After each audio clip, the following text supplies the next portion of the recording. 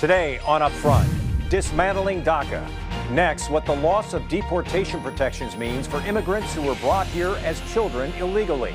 And is there optimism that Congress will fix the program?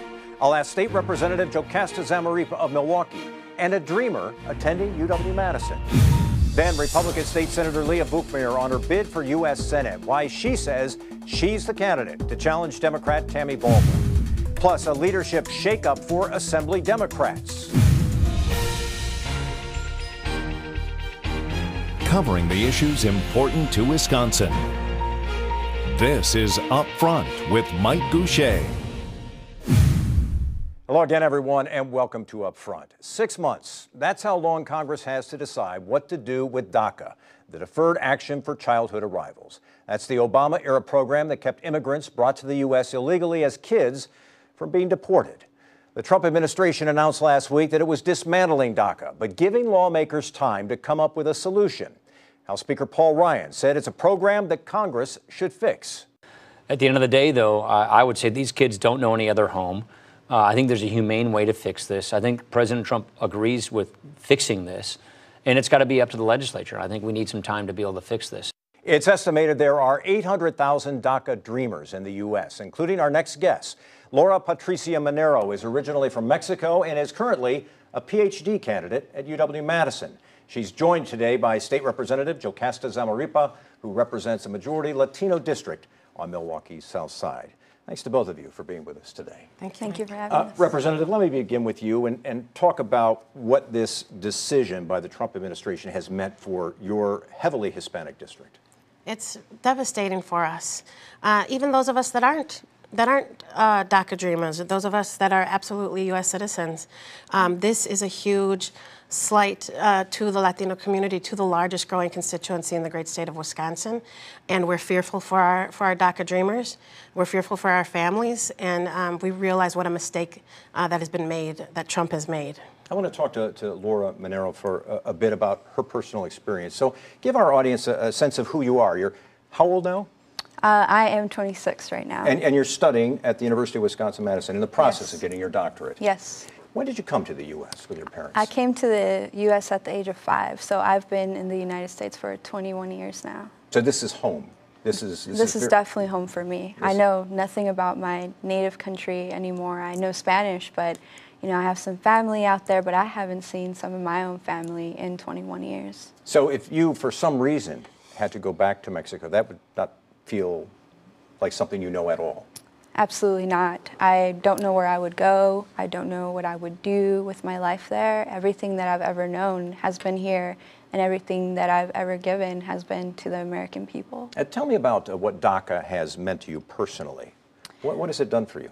Yeah, I mean, I had already finished my bachelor's degree in psychology at Cal State Fullerton prior to DACA being enacted. But I was transitioning into a master's program, and I had to work 2 minimum wage jobs, 7 days a week, 1 full summer, just to pay 1 full semester because I've never gotten financial aid or help from the government, any federal or state assistance.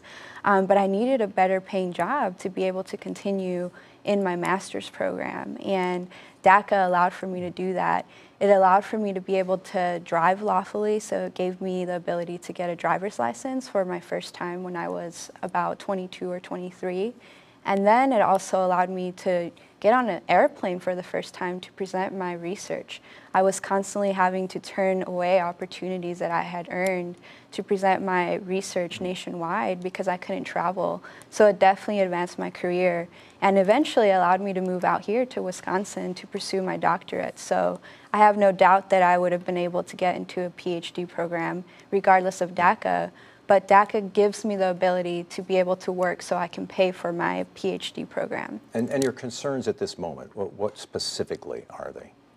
My concerns at this moment specifically are that I would have to drop out. So I've taken 10 years worth of college education, both undergraduate and graduate, post-high school.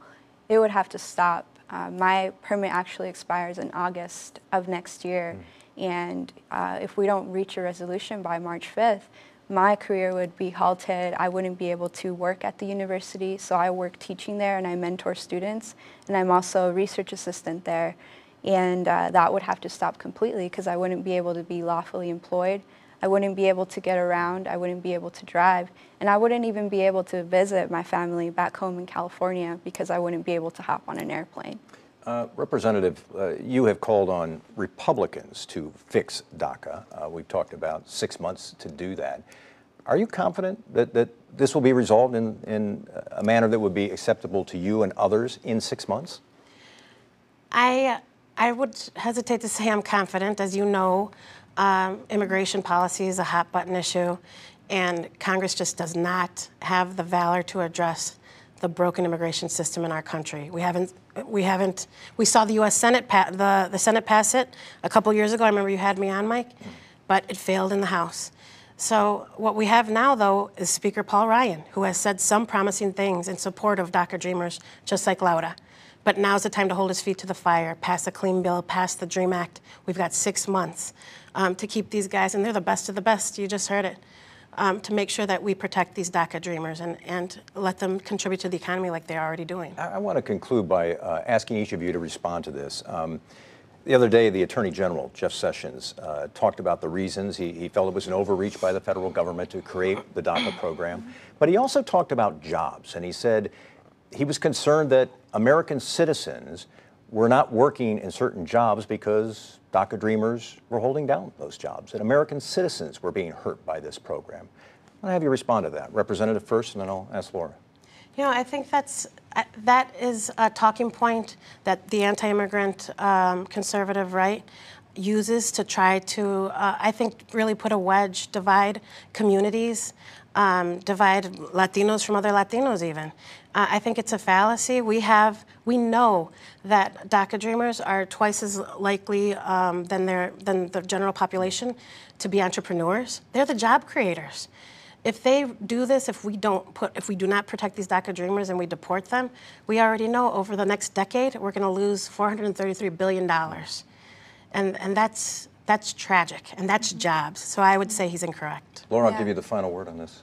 We're not taking jobs, we're creating them and building a better community. We're contributing members to society, and we have proven that time and time again. And just with the DACA program alone, we have to renew every 2 years. We have to pay about $500 to renew our DACA permit, go through federal, FBI background checks, and we're contributing $400 million every time that DACA recipients renew their work permit. So we're contributing to society. We're not taking anything away from anybody. Laura Patricia Monero and Representative Jocasta Zamarripa, thanks very much for being with us today. We appreciate your time. Thank you. The Republican field for U.S. Senate is growing. Coming up next, I'll talk with the latest Republican candidate in the race, State Senator Leah Vukmir. And later, are there likely to be even more candidates in this race? Plus, the latest special consideration state lawmakers are giving to Foxconn. Up Front with Mike Goucher, brought to you by the American Transmission Company and the Wisconsin Corn Growers Association.